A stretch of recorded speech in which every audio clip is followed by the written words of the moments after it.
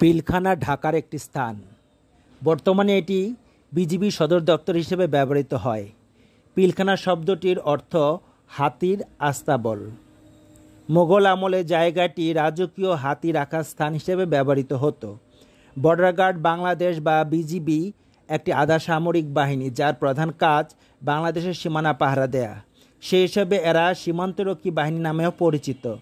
মুঘল সাম্রাজ্যের পতনের পর পিলখানা নামক স্থানটি একইভাবে ব্যবহৃত হতে থাকে ভারতের ভাইসরয় ফ্রন্টিয়ার ফোর্স, তারপরে ব্রিটিশ সাম্রাজ্যের আমলে তাদের সামরিক কার্যকলাপের জন্য ব্যবহৃত হয়, তারপর আসাম বেঙ্গল রাইফেলস, পাকিস্তান আমলে পূর্ব পাকিস্তান রাইফেলস, 1971 সালের স্বাধীনতা যুদ্ধের সময় পাকিস্তান সিভিল আর্মস ফোর্স, বাংলাদেশের স্বাধীনতার পর বাংলাদেশ রাইফেলস এবং 25শে ফেব্রুয়ারি 2009 তারিখে বিডিআর হত্যাকাণ্ডের পর এটিকে বর্তমানে বর্ডার গার্ড বাংলাদেশ বা বিডিআর নামে ডাকা হয়।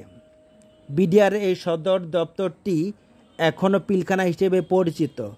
পিলখানায় 2009 সালের 25 ও 26 ফেব্রুয়ারি তৎকালীন বিডিআরদের একটি গ্রুপ দ্বারা বিদ্রোহ ও হত্যাকাণ্ড ঘটে।